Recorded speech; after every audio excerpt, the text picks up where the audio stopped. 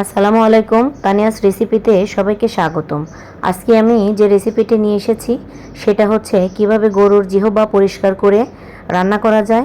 গরুর জিহবার সাথে যে মাংসটুকু থাকে সেটা আমি কেটে রেখে চুলায় পানি বসিয়ে দিয়েছি। এখন আমি বলক তোলা পানিতে 8 থেকে 10 মিনিট বলক তুলে নেব। 1 চামচ লবণ দিয়ে এটাকে সেদ্ধ করে নেব।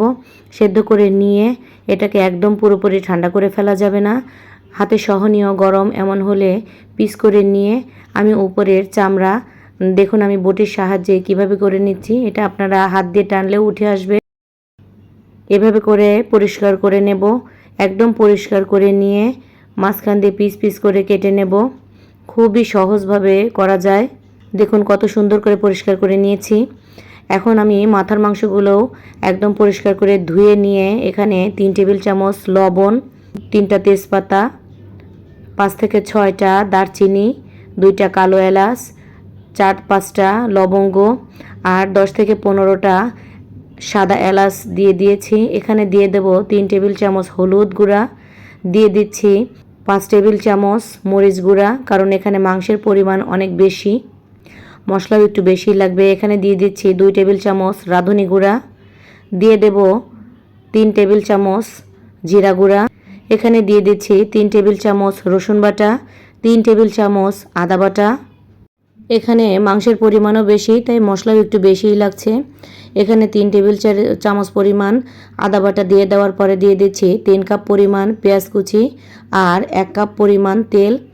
তেল আপনারা চাইলে একটু বেশিও দিতে পারেন, আমি এখানে এই পরিমাণই রাখছি কারণ মাংসের সাথেও চর্বি আছে। এখন আমি সুন্দর করে একটা কাঠের খুন্তির সাহায্যে মেখে নেব। হাত দিয়ে মাখবো না কারণ এখানে হাড় আছে, হাত কেটে যেতে পারে, তাই একটা খুন্তির সাহায্যে সুন্দর করে উল্টে পাল্টে মেখে নেব।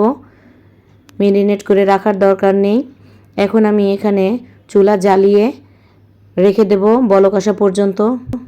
বলক চলে এলে এটাকে উল্টে পাল্টে কষিয়ে নেব আর ততক্ষণ পর্যন্ত কষিয়ে নেব যতক্ষণ পর্যন্ত এটা শুকিয়ে একদম তেল না উঠে আসে, কারণ এটা আমি অনেক বেশি ঝোল রাখবো না, একদম মাখা মাখা করব।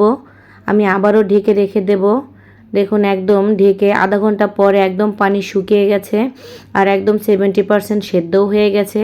এখন আমি খুব কম পরিমাণে পানি দিয়ে দেব। এখানে দেখতে পাচ্ছেন আমি কতটুকু পরিমাণে পানি দিয়েছি।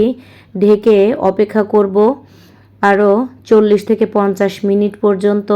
এর ভিতরে আমি একটা মশলা তৈরি করে নেব।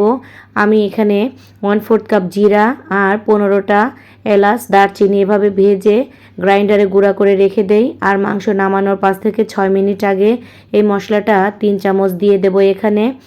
আপনারা চাইলে এই মশলাটা বেশি পরিমাণে গুঁড়া করে বয়মে ভরে সংরক্ষণ করতে পারেন। এটা হাঁস, মুরগি, খাসি, গরু সব কিছুতেই ব্যবহার করতে পারবেন। এই মশলা দিলে ভীষণ মজার হয়। এখানে আমি 3 চামচ মশলা দিয়ে দেব আর এই মশলা দিলে খুব সুন্দর একটা গন্ধ বের হয়। দেখুন আমি যেরকম চাচ্ছিলাম সেরকমই ঘন হয়ে গেছে।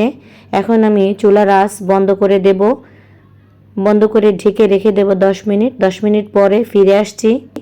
10 মিনিট পরে মাংসের লুকটা দেখুন কত সুন্দর হয়েছে। আমার ভিডিওগুলো যদি ভালো লাগে একটা লাইক কমেন্ট করে দিবেন। আপনাদের একটা লাইক কমেন্ট আমাকে পরবর্তী ভিডিও তৈরি করতে উৎসাহ দেয়।